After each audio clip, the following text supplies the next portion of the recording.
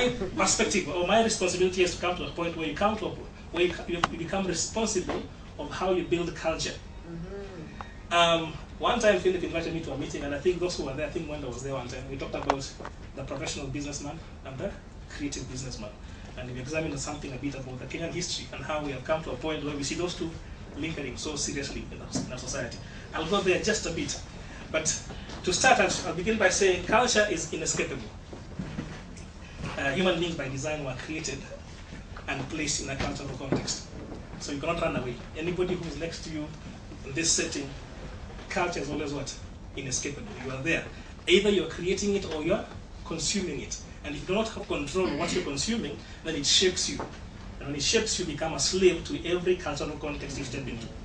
Every time you step into a cultural context, you should be able to ask yourself, what are the governing personalities and the governing forces of this cultural context? Otherwise, you'll enter into a cultural context and you'll become what? A slave. So culture is inescapable. You cannot run away from it. The day you became present on this earth, you entered into what? A different cultural context. I'm saying different deliberately because you had come from a different cultural context. And secondly, it must be, we have to come to a point where we migrate from cultural interpretation into culture making. Are we communicating? Yeah. We have always been trying to interpret culture so that we can find out where we are, and therefore we can now begin to do what? To forecast. We have to come to a point now where we decided, okay, let me begin creating culture. We did one time when Knowledge Platforms was there, we did something called Culture Profit. You remember that? We talk about a businessman. Most business people always only concentrate on what? Economic profit. Why not concentrate on what? Culture profit. There are businesses in the world that might not necessarily be in the billions, but they influence what you do on a day-to-day basis.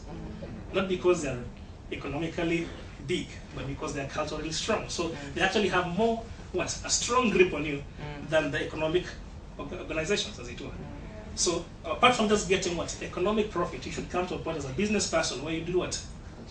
Yeah, if you do a culture audit of your business, you should be able to say, in the last 3 years, I've been able to influence these people culturally. That's the reason why the customers keep on coming.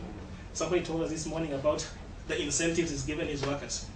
And he was talking about how when you come late, something is chopped off. He's building a particular kind of culture.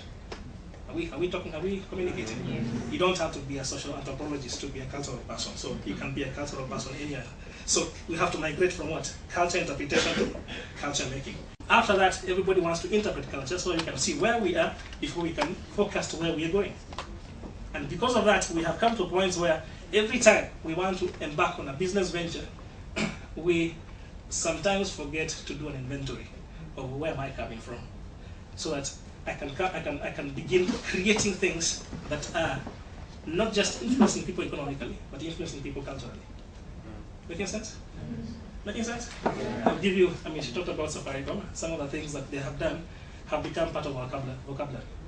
See the numbers here. You know those terms. We went last time when we were at that meeting. We talked about some of the Kenyan corporate cultural expressions in companies. You see, if you want to see what company has most likely influenced people, is what people are speaking concerning that company. Every time you find it's part of your language. Are you making sense? Okay, so we obviously have to ask ourselves, what is a cultural context?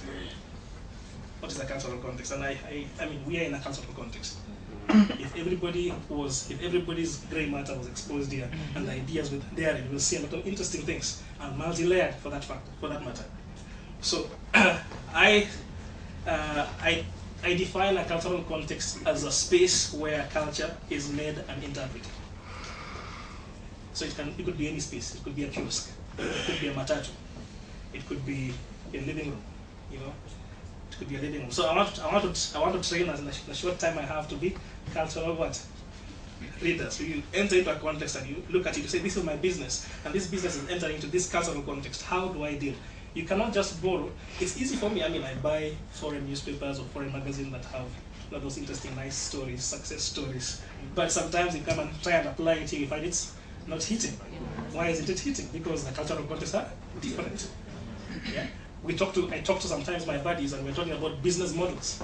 And somebody's trying to employ, not that he's not a genius, not that he's not intelligent, it's just that his business model is not working in Nairobi because it was flung out somewhere as a template.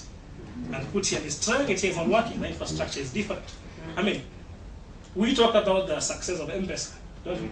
And it's known. As late as I think 3 weeks ago, there's a renowned the British futurist who's talking about the success of M-Pesa in Kenya and how it has been tried in other places, but it's not as successful as it is in why? Culture. I think being an entrepreneur, or those who are aspiring to be entrepreneurs, even those who are in the workforces and you want to jump into the entrepreneur business, the reason why sometimes it takes people take quite a beating is because it's sort of like a lonely business. And most of us don't even necessarily have very proper role models to do it, to help us step out. So I just want us to come to a point where you can, as a small person, do very big things. Are we together? You have a vision. You can scale. You can measure. You have technically created a boundary, a scope, a jurisdiction downwards, as it were. All the tools were happening. You know, by the time you look at somebody's vision and say, okay, fine, which kind of government is he using? Then it is easy for you to topple the government. So if you want to do a coup d'etat of business in your industry, you have to look at the superstructure of the government that is running that business or that industry. You have to be a good student of what is happening in my industry, what is happening in the software industry, what is happening in the media industry. Why is everybody becoming a producer, you know? Stuff like that. And is it easy just to become a producer, apart from just technology, you know, things like those ones? What is governing that industry? And then when you see that, if you can put your finger on the real government and be able to craft or strategize, the last part, adversary, become what? A tactician at crafting a system that can dismantle that government, then you're ruling the day.